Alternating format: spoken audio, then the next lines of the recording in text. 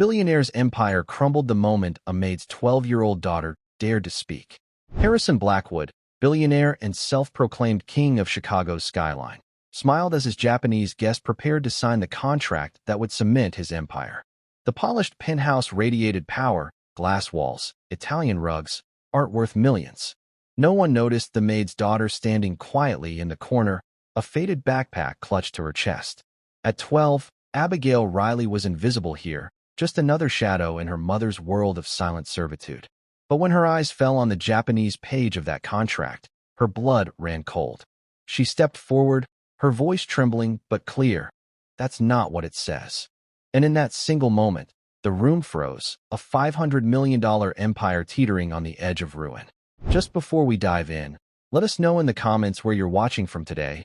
We love seeing how far these stories reach.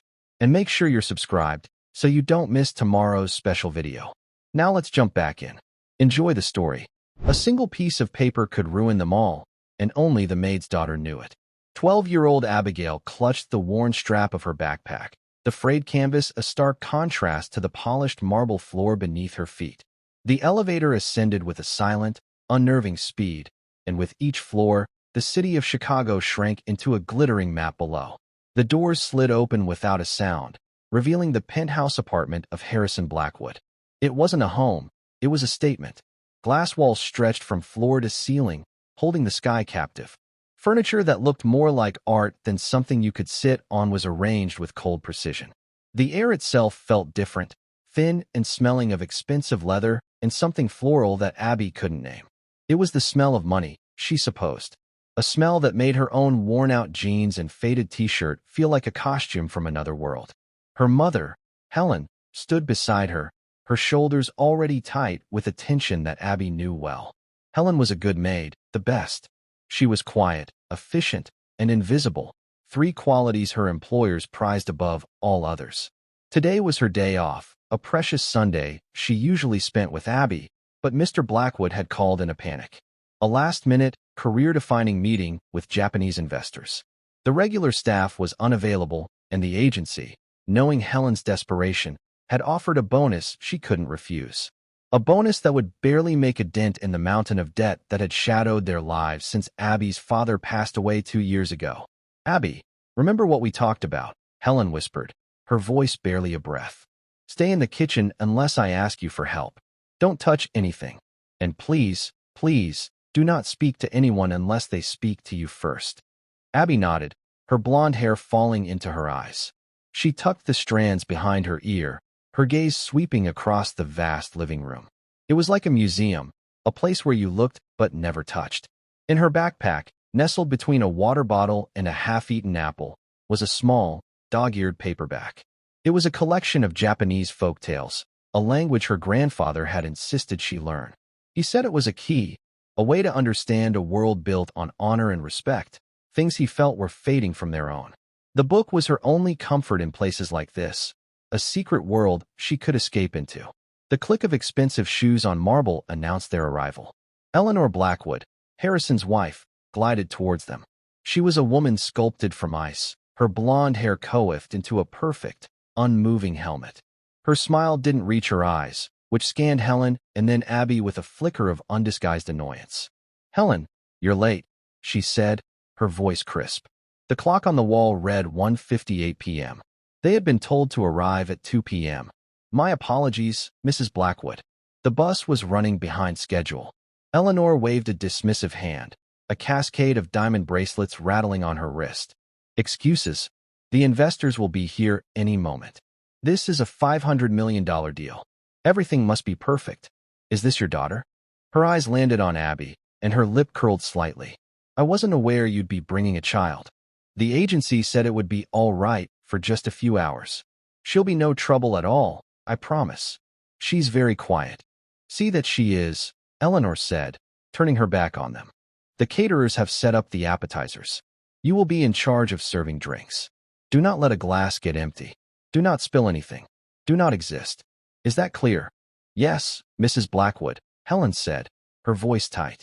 She led Abby toward the sprawling stainless steel kitchen, a room bigger than their entire apartment.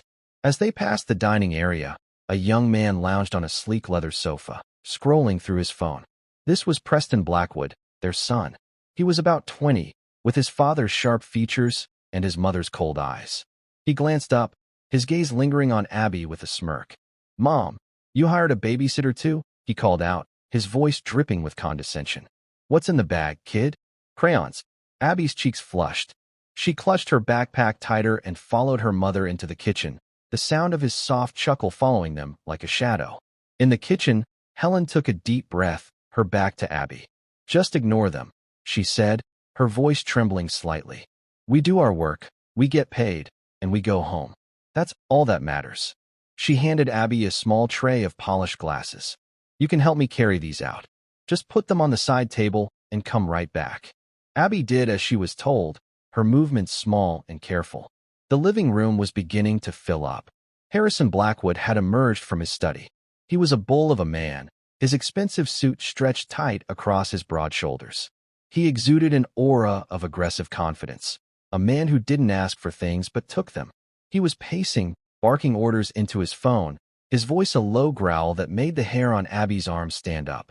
The doorbell chimed, a soft, melodic sound that seemed to make the entire apartment hold its breath. Harrison snapped his phone shut, plastered a wide, artificial smile on his face, and strode towards the entrance. "Mr. Tanaka." "Welcome, welcome," he boomed. An older Japanese gentleman entered, followed by two younger aides and an American interpreter. Mr. Kenji Tanaka was small and impeccably dressed in a conservative dark suit. He moved with a quiet dignity that was a world away from Harrison Blackwood's blustering energy. He bowed slightly, his expression serene and unreadable. The introductions were a flurry of names and handshakes. Abby watched from the corner, a ghost in the background. Her mother was already moving through the room with a tray of champagne flutes, her face a perfect mask of polite indifference. The conversation began, filtered through the two interpreters. It was a stilted, awkward dance of words. Mr. Blackwood spoke of profits and market domination, his words loud and confident. Mr. Tanaka spoke of partnership, legacy, and trust, his voice soft and measured. Preston joined his father, trying to look important. He clapped one of Mr. Tanaka's aides on the back a little too hard, making the man flinch. "So, you guys excited to make some real money with us?" Preston asked loudly, as if speaking to children. The interpreter winced as he translated. Eleanor floated through the room, pointing out the expensive art on the walls. "This is a Rothko," she announced to one of the Japanese delegates. "It's worth more than your car. Probably your house, too." The man simply bowed his head, his face impassive. Abby felt a knot of anger tighten in her stomach. These people were rude. They were bullies. They mistook politeness for weakness. She thought of her grandfather. He had fought in the Pacific during the war. He'd seen terrible things, but he never spoke of the Japanese people with anything but respect. "They have a word, Abby," he used to tell her, his voice raspy with age. "Giri. It means duty, honor. A person's word is a sacred bond. Never forget that." She saw her mom approach a group of Harrison's associates. One of them, a man with a shiny gold watch, didn't even look at her as he took a glass. He turned to his friend and muttered, just loud enough for Abby to hear over the low hum of conversation. "Can you believe the agency sent someone like her? Look at her shoes. They've seen better days." His friend snickered. "Probably the best $5 she's ever spent." Helen heard them. Abby saw her jaw clench for a fraction of a second, a tiny, almost imperceptible tremor. But then it was gone. Her expression smoothed over, and she moved on to the next guest, her tray held perfectly steady. Abby's heart ached for her.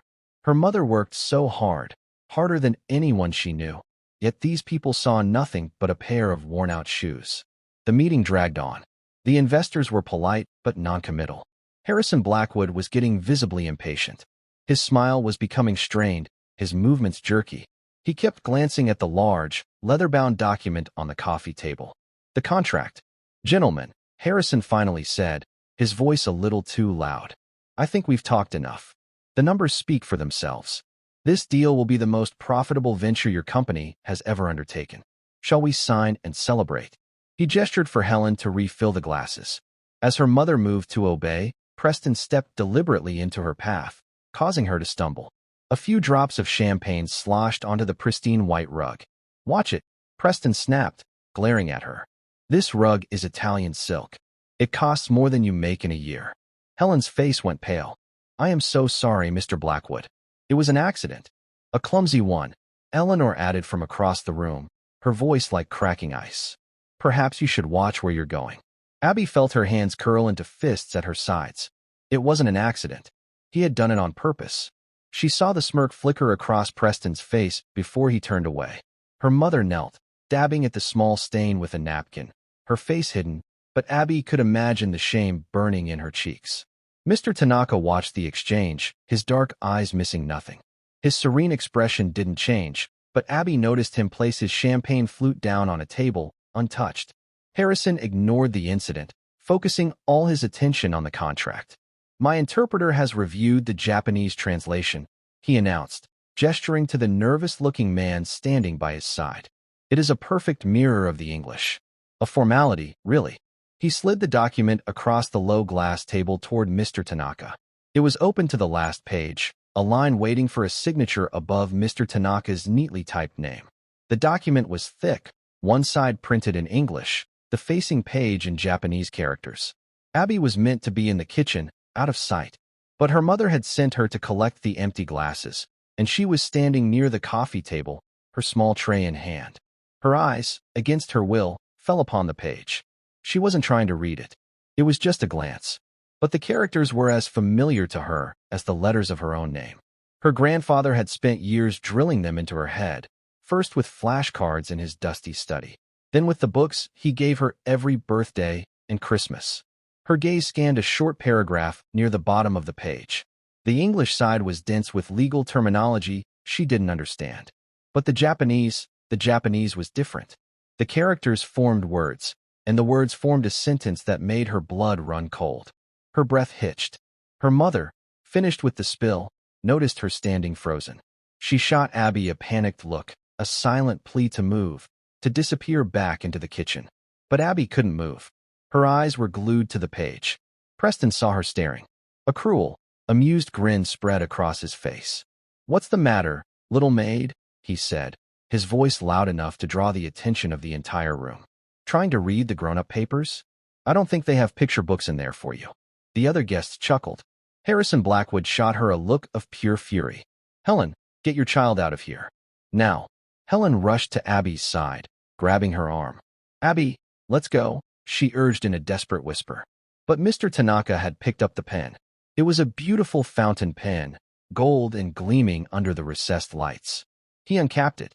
The tip hovered over the signature line, a single point of ink that would seal the $500 million deal. Abby's grandfather's voice echoed in her mind.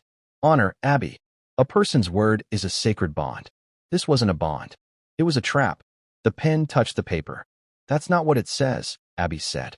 The words were quiet, barely a whisper, but in the tense silence of the room, they landed like a thunderclap. Every head turned toward her. Harrison Blackwood's face went from red to a blotchy purple. His wife looked as if she'd just swallowed poison. Preston's mocking smile froze on his lips. Her own mother looked at her with wide, terrified eyes, her hand tightening on Abby's arm like a vice. The pen in Mr. Tanaka's hand stilled, a hair's breadth from the paper. He slowly lifted his head, his dark, intelligent eyes fixing on the small, blonde girl in the faded t-shirt.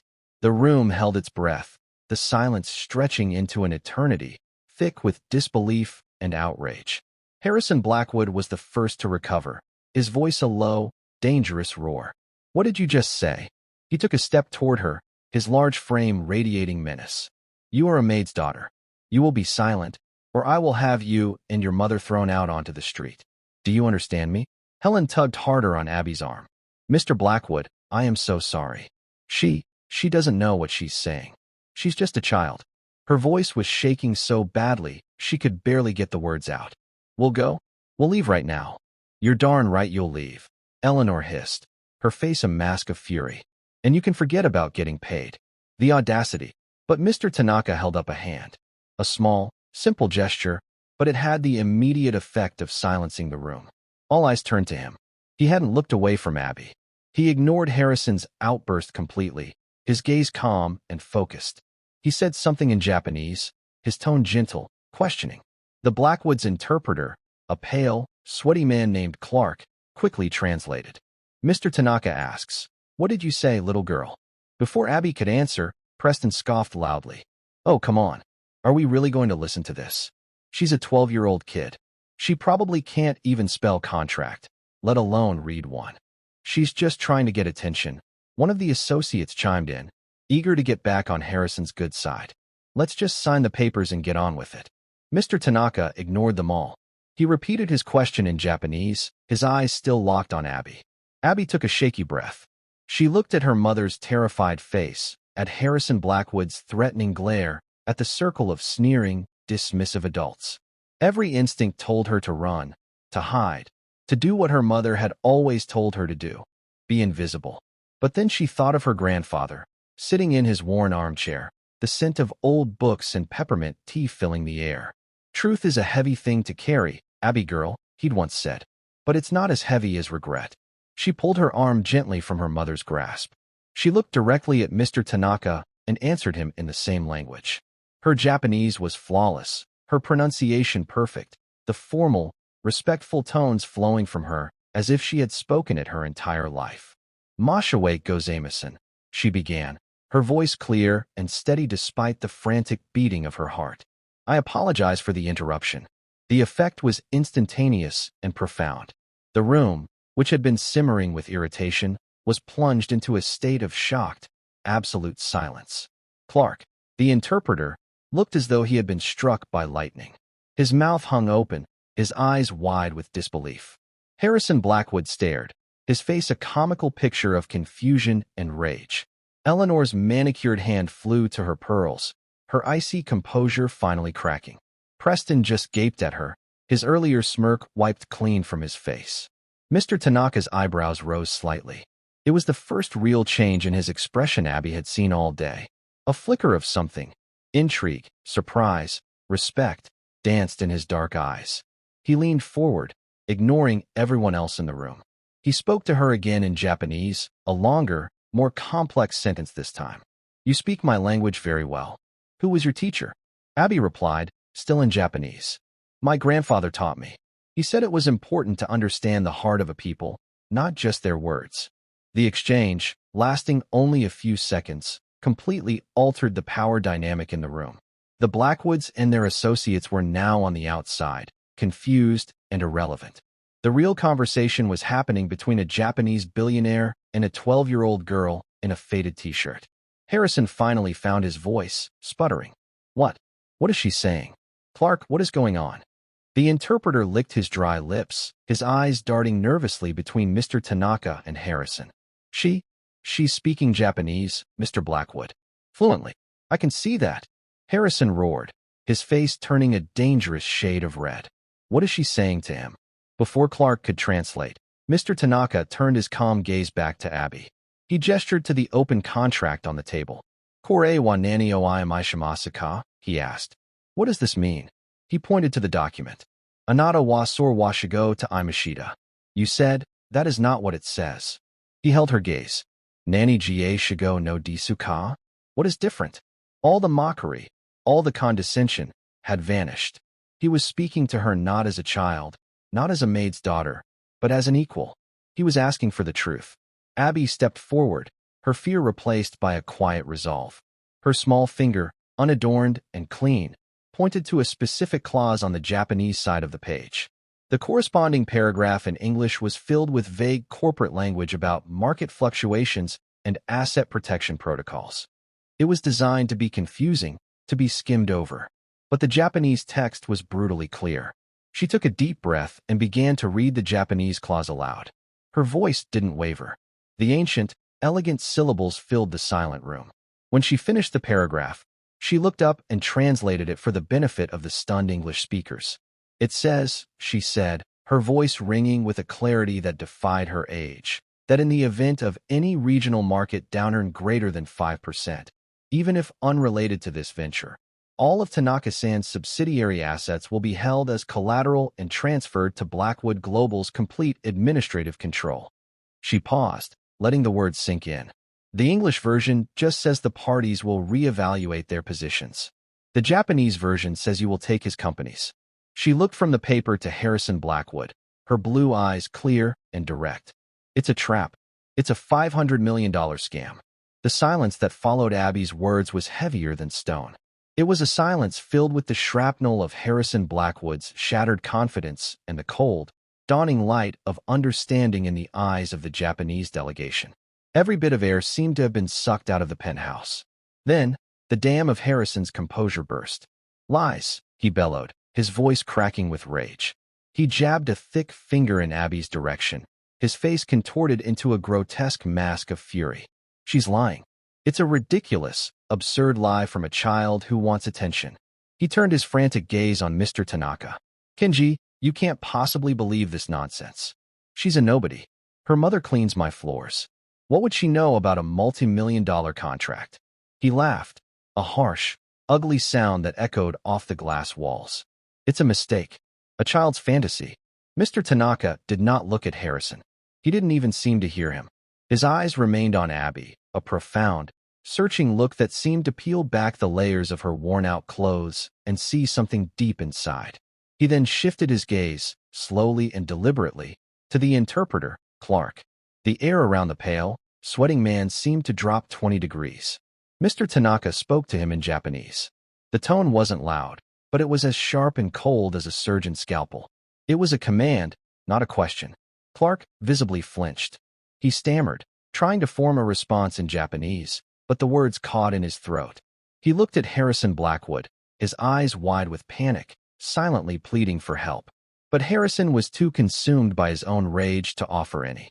Mr. Tanaka spoke again, just 2 words this time, in a voice that was barely a whisper but carried the weight of an executioner's sentence. Clark crumbled. His shoulders slumped, and he looked at the floor as if it were a vast, empty chasm ready to swallow him whole. He switched to English, his voice a pathetic whimper. Mr. Blackwood, he paid me an extra $20,000. He wrung his hands, sweat beading on his forehead and trickling down his temples. He said it was a minor translation adjustment to protect his interests. He told me the Japanese side wouldn't read it that closely, that they trusted the English version. I have a family. I needed the money." The confession hung in the air, heavy and undeniable. It was the sound of a nail being hammered into Harrison Blackwood's corporate coffin.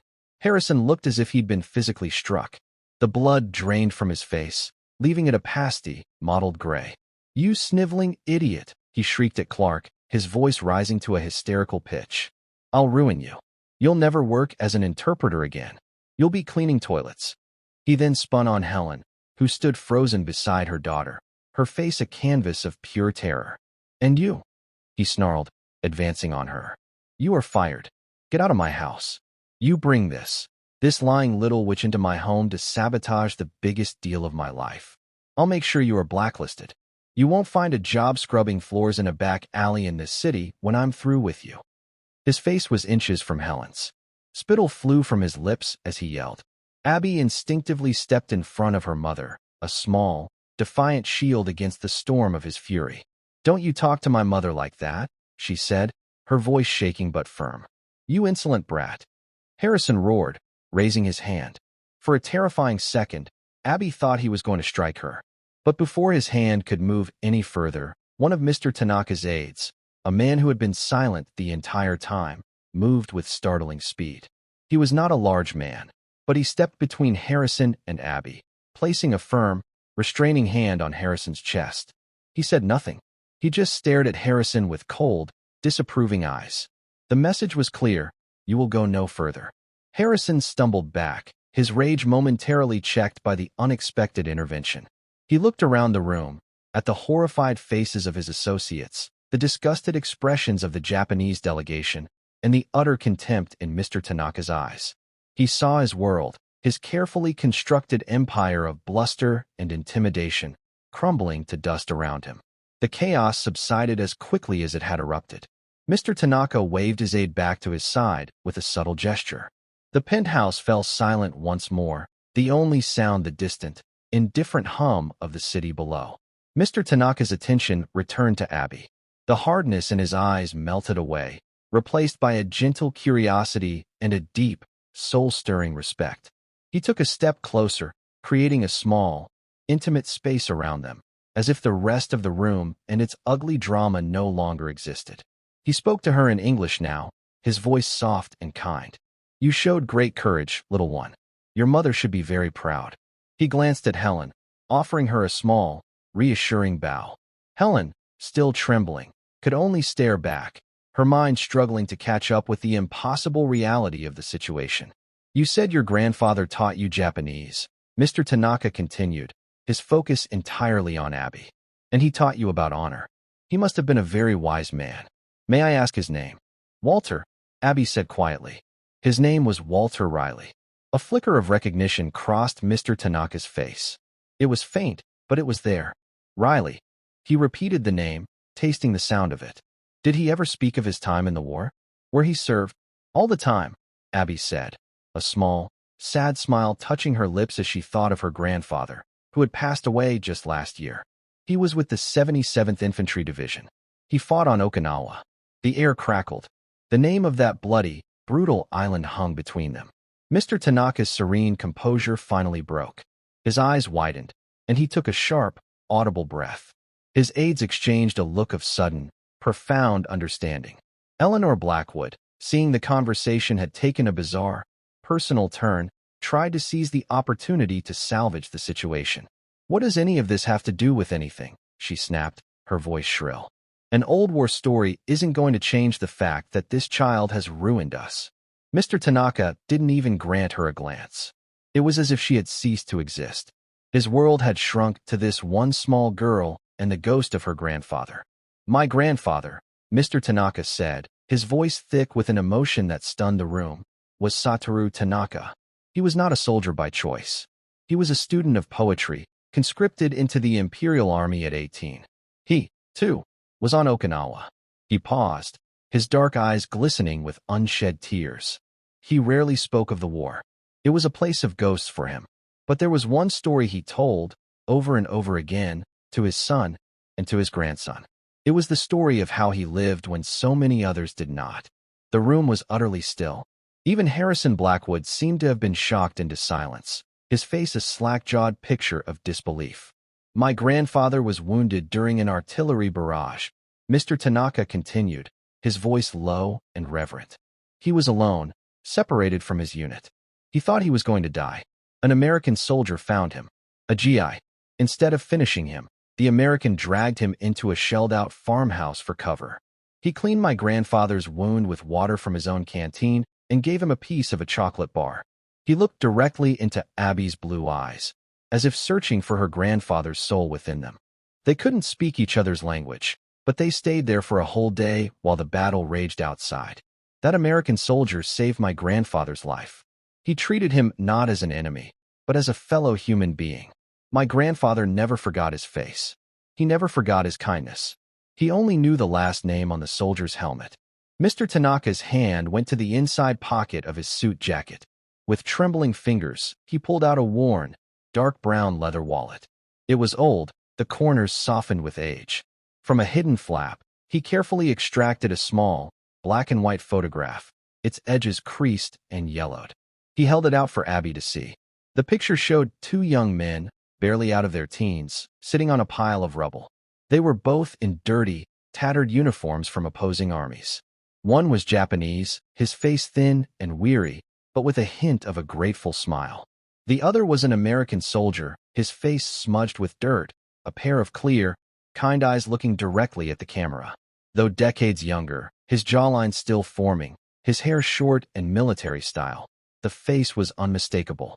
It was her grandpa. It was Walter Riley. Abby's hand flew to her mouth, a soft gasp escaping her lips. Tears welled in her eyes, blurring the image of the young man who had told her bedtime stories and taught her that honor was the only thing a person truly owned. "My grandfather carried this picture every day of his life," Mr. Tanaka said, his voice choked with emotion. "It was his most prized possession, a reminder that even in the darkest of times, humanity and honor can prevail. He told me, 'Kenji, if you ever meet an American named Riley, you treat him as family. Our family owes us a debt that can never truly be repaid.'" He looked from the photograph in his hand to Harrison Blackwood, and his expression transformed.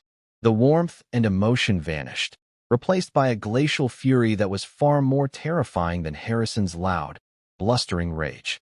"You," Mr. Tanaka said, his voice lethally soft, "tried to swindle me. But you did not just try to steal my money. You stood in the presence of this girl, the granddaughter of the man to whom my family owes its very existence. And you allowed your family to mock her. You threatened her. You tried to humiliate her and her mother." He carefully placed the photograph back in his wallet and returned it to his pocket, as if shielding it from the profane presence of the man before him. "The deal is off, Mr. Blackwood," he said, the words falling like chips of ice. "But this is no longer about business. This is about honor. You have none, and I will make it my personal mission to ensure that the entire world knows it." With those final, devastating words, Mr. Tanaka turned his back on Harrison Blackwood. It was a gesture of ultimate dismissal, more profound and insulting than any shout could have been. He walked over to where Abby and her mother stood huddled together. He gave them both a deep, formal bow, a gesture of profound respect that was utterly alien in the cold, transactional world of the Blackwood penthouse. "Miss Riley," he said to Abby, his voice now warm and paternal. "And Mrs. Riley, I would be honored if you would allow me to see you home. It is not right for you to remain in this place any longer." Helen, who had been standing as if in a trance, finally found her voice, though it was little more than a whisper. "Sir, you don't have to. We can just take the bus. We're fine." The ingrained habit of not wanting to be a bother, of trying to remain invisible, was hard to break, even now. "Nonsense," Mr. Tanaka said gently but firmly. "My driver is downstairs. It would be my privilege." He looked at Abby. "Your grandfather was a man of great honor. His family is my family." The scene that unfolded behind them was one of utter collapse. Harrison Blackwood, stripped of his power and prestige in a matter of minutes, seemed to shrink before their eyes. The blustering, arrogant titan of industry was gone, replaced by a desperate, pleading man. "Kenji, wait," he cried out, his voice hoarse. "We can fix this. It was a misunderstanding. A clerical error. We can renegotiate. Name your price." Mr. Tanaka didn't even turn around. He simply gestured for his two aides to handle it. One of the aides turned to Harrison, his expression like granite. He spoke in crisp, perfect English. "Mr. Blackwood, any further communication will be through our lawyers. I suggest you retain counsel. You will be hearing from us regarding the matter of attempted fraud." He then turned to the other guests, Harrison's so-called friends and associates, who were now trying to discreetly edge their way towards the elevator. "And for all of you who witnessed this, remember what you saw here today. The name Blackwood is now poison." The associates froze, their faces pale. They looked at Harrison not with sympathy, but with the cold calculation of rats deserting a sinking ship. The $500 million deal wasn't just dead. It was about to become a career-ending scandal, and no one wanted to be caught in the blast radius. Eleanor Blackwood, who had built her entire identity on her husband's wealth and power, finally seemed to grasp the enormity of their ruin. The mask of icy superiority shattered, revealing a raw, ugly panic beneath. "Harrison, you fool!" she shrieked, her voice a discordant symphony of rage and fear. "You utter, complete fool! How could you be so stupid? So arrogant? You've ruined us. I told you not to get greedy." She turned on Preston, who was standing slack-jawed, his face the color of spoiled milk. "And you, with your stupid jokes and your arrogance. You couldn't just be quiet for one afternoon, could you? You had to provoke the help. Me?" Preston shot back, his voice cracking. "How is this my fault? Dad's the one who cooked the books. I didn't even know what was in the contract." The once powerful Blackwood family was imploding, tearing itself apart in a flurry of accusations and recriminations right in the middle of their glass-walled palace. They had forgotten anyone else was even in the room. Through it all, Abby stood quietly, holding her mother's hand. She watched the family that had looked down on her with such contempt now reduced to a squabbling, pathetic mess. There was no triumph in her heart, no sense of victory, just a profound, aching sadness. They had so much, yet they had nothing. They were prisoners in their own beautiful cage, and the door had just been slammed shut. Mr. Tanaka gently guided Abby and Helen toward the elevator, shielding them from the ugly spectacle. As they waited for the doors to open, he paused and looked back at the interpreter, Clark, who was slumped in a chair, his head in his hands, weeping softly. Mr. Tanaka said something in Japanese to his second aide. The aide nodded, walked over to the disgraced interpreter, and placed a business card on the table beside him. Mr. Tanaka believes that every man deserves a chance to reclaim his honor, the aide said, his voice devoid of emotion. That does not mean there will not be consequences for your actions. But if you tell the truth and cooperate fully, our company may be able to help you find work again. Far from here. Clark looked up, his face streaked with tears, a flicker of disbelief and hope in his red-rimmed eyes. He picked up the card as if it were a holy relic. The elevator doors slid open with a soft chime. As Mr. Tanaka ushered Abby and Helen inside, Abby took one last look back. Harrison was on his knees, begging his former associates not to leave. Eleanor was screaming into her phone, presumably at her own lawyer. And Preston had simply collapsed onto the Italian silk rug, the same one his mother had been so concerned about, staring blankly at the skyline, a lost boy in a ruined kingdom. The doors closed, shutting out the noise and the anger, encasing the three of them in a cocoon of mirrored steel and silence. The descent was as smooth and quiet as the ascent had been. It felt like they were returning from another planet. As they stepped out into the opulent lobby, the doorman rushed to open the doors, his face a mask of professional courtesy. Outside, a sleek, black car, long and impossibly shiny, was waiting at the curb. A chauffeur in a neat black suit held the rear door open. It was a world away from the crowded, rattling city bus they had taken to get here. Helen hesitated, looking at the luxurious interior of the car as if it might burn her to touch it. She had spent her life cleaning up after people who lived like this, always on the outside looking in. To actually sit on the plush leather seats felt like a transgression. Abby, sensing her mother's hesitation, gave her hand a gentle squeeze. "It's okay, Mom," she whispered. Mr. Tanaka smiled kindly. "Please," he said. Helen took a deep breath and slid into the car. Abby followed, sinking into the soft leather. The seat felt like a cloud. The inside of the car was silent, smelling of new leather and a faint, clean scent she couldn't identify. The city noise was completely gone, replaced by a gentle, humming quiet. Mr. Tanaka got in after them, sitting opposite them on a rear-facing seat. The chauffeur closed the door with a solid, satisfying thud, and the car pulled away from the curb, gliding into the stream of Chicago traffic with effortless grace. For a long time, no one spoke. Helen stared out the window, her expression unreadable, as the towering skyscrapers of downtown gave way to the more familiar, grittier neighborhoods of their side of town. Abby held her grandfather's book of folk tales in her lap. It felt heavier now, as if the stories inside had come to life. Finally, Mr. Tanaka broke the silence. He didn't speak of the Blackwoods, of the contract, or of the colossal financial storm that was about to break over the city. He spoke of her grandfather. "Your grandfather, Walter," he said, his voice soft and reflective. "Did he ever receive the letters?" Abby looked up, confused. "What letters?" "My grandfather, Satoru, tried to find him after the war," Mr. Tanaka explained. "It was difficult. All he had was a name and a division. He wrote letters, sent them to the U.S. Army, to veterans associations.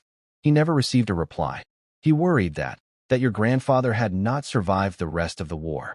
He looked down at his hands. It was his life's greatest regret that he was never able to thank him properly. "He made it home," Abby said quietly. "He was injured, but he made it home. He never talked about receiving any letters. We moved a few times when I was little. Maybe they got lost." It was a simple explanation for a lifetime of silence, a lifetime of unknowing. A few lost letters that had prevented two old soldiers from reconnecting, from closing a circle of kindness that had begun in the hell of a battlefield half a world away. "He would have been happy to know your grandfather was okay," Abby added. "My grandpa never thought he did anything special. He just said you help people when they need helping. It doesn't matter what uniform they're wearing." Mr. Tanaka smiled, a genuine, warm smile that lit up his entire face. "That sounds exactly like the man my grandfather described." He leaned forward, his expression turning serious, but not unkind. "Mrs. Riley," he said, addressing Helen directly, "you have a remarkable daughter. She is wise and brave beyond her years. It is clear you have raised her well." Helen finally turned from the window, her eyes glistening with tears. "Thank you, sir. She's She's all I have. I understand that you have been facing some difficulties, Mr. Tanaka said, his tone delicate and respectful. Harrison Blackwood made it clear that he intended to ruin your prospects. I will not allow that to happen. You don't have to worry about us, Helen said quickly. I'll find another job. We'll be all right. We always are. It was the reflexive pride of someone who had never taken a handout in her life. I am not worried, Mr. Tanaka corrected her gently. I am offering. As I said, your family is my family. The Tanaka Corporation has a large foundation dedicated to education. It is our way of investing in the future. We provide scholarships to promising students. I believe Abigail would be a most deserving recipient. He looked at Abby. Have you thought about where you might like to go to college someday? Abby was stunned into silence. College wasn't a dream she allowed herself to have. It was a distant, impossible mountain, and their family was stuck in a valley of debt. Her plan was simple. Finish high school, get a job, and help her mom. That was it. That was the horizon. A full scholarship, Mr. Tanaka continued, as if sensing her disbelief. To any university of her choosing. Anywhere in the world. All expenses paid. And a living stipend for your family, to ensure that she has the support she needs to focus on her studies, without financial worry. Helen gasped, her hand flying to her chest. Sir, I can't accept that. It's too much. It is not a gift, Mrs. Riley, Mr. Tanaka said, his voice firm but kind. It is the repayment of a debt of honor that has been owed for over 70 years. My family would be dishonored if you refused. He bowed his head slightly. Please allow us to do this. For Walter. And for Satoru. The car slowed as it turned onto their street. It looked completely out of place, a sleek black shark in a sea of dented minnows. Their apartment building, with its crumbling brick facade and rusted fire escapes, seemed to shrink in the car's magnificent presence. Tears were now streaming freely down Helen's face. They weren't tears of sadness or fear, but of overwhelming, unbelievable relief. It was the release of years of pent-up worry, of sleepless nights spent staring at the ceiling, wondering how they would ever get by. It was the sound of a mountain of debt, a lifetime of struggle, turning into dust and blowing away on the wind. She looked at her daughter, her fierce, brilliant, brave little girl, who had just single-handedly taken down a billionaire and, in doing so, had rewritten their entire future. She pulled Abby into a fierce hug, burying her face in her daughter's blonde hair. Thank you, she sobbed, the words muffled. It wasn't just directed at Mr. Tanaka. It was a thank you to the universe, to a long-gone grandfather, to the strange and beautiful twists of fate that had brought them to this incredible moment. The car stopped in front of their building. The chauffeur was already outside, holding the door open. As they got out, the familiar sights and sounds of their neighborhood seemed different, brighter. The setting sun cast a golden glow on the worn-out streets. Neighbors peeked out of their windows, their eyes wide at the sight of the limousine and the impeccably dressed Japanese gentleman. Before getting back into his car, Mr. Tanaka handed Helen another business card. This is my personal assistant's number. She will call you tomorrow to make all the arrangements. You will not have to work for people like the Blackwoods ever again. Your only job now is to support this brilliant young woman. He then knelt, so that he was eye level with Abby. Your grandfather's spirit is strong in you, Abigail Riley, he said, his voice filled with a deep and abiding respect. You have his courage, and you have his honor. Never lose that. The world has enough clever people. What it needs are more honorable ones. He bowed to her one last time, then got into his car. The vehicle pulled away as silently as it had arrived, disappearing around the corner, leaving Abby and her mother standing on the sidewalk in the fading light, their lives irrevocably and beautifully changed forever. Abby looked up at their small apartment window on the third floor. It was just a simple window in a simple building on a simple street. But for the first time in a very long time, it truly felt like home. Not just a place to sleep, but a place of safety, a place of hope, a place where a brand new future was about to begin. The piece of paper that could have ruined them had, instead, set them free. The days that followed were a blur for Helen and Abby, a surreal dream from which they were afraid they might wake. The first phone call came the very next morning, as promised. The voice on the other end was calm, professional, and incredibly kind.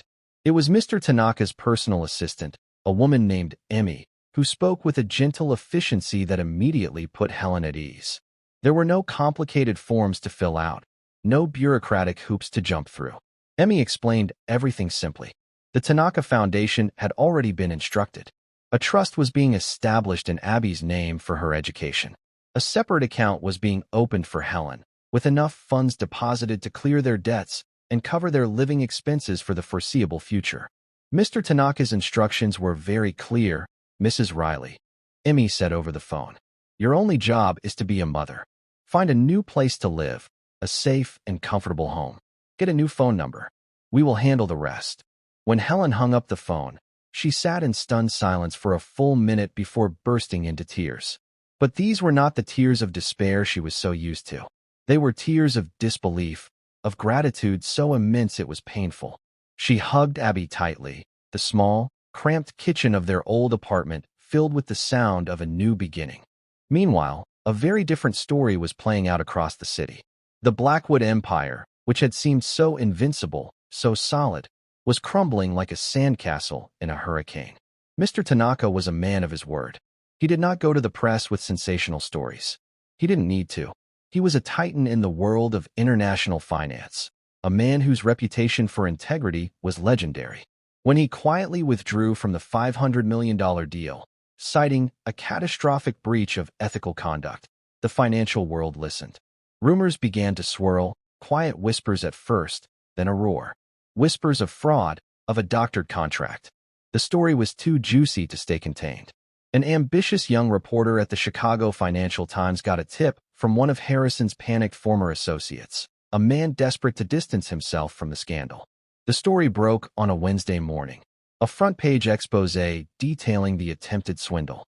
The article didn't name Abby, referring to her only as a source with an unexpected knowledge of Japanese, but the details were damning.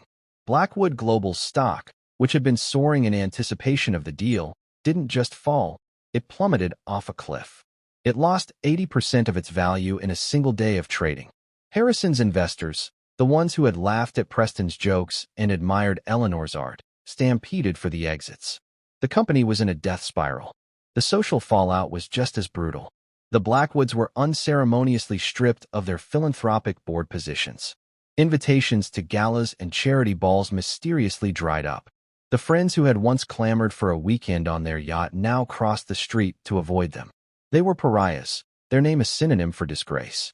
They had built their world on a foundation of money and power, and when that was gone, they discovered there was nothing left underneath. Abby and Helen saw none of this firsthand. They were too busy building a new life. Within a week, they had found a new apartment.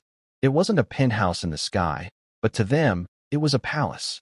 It was a modest two-bedroom unit in a clean, quiet building in a safe neighborhood, with a small park across the street.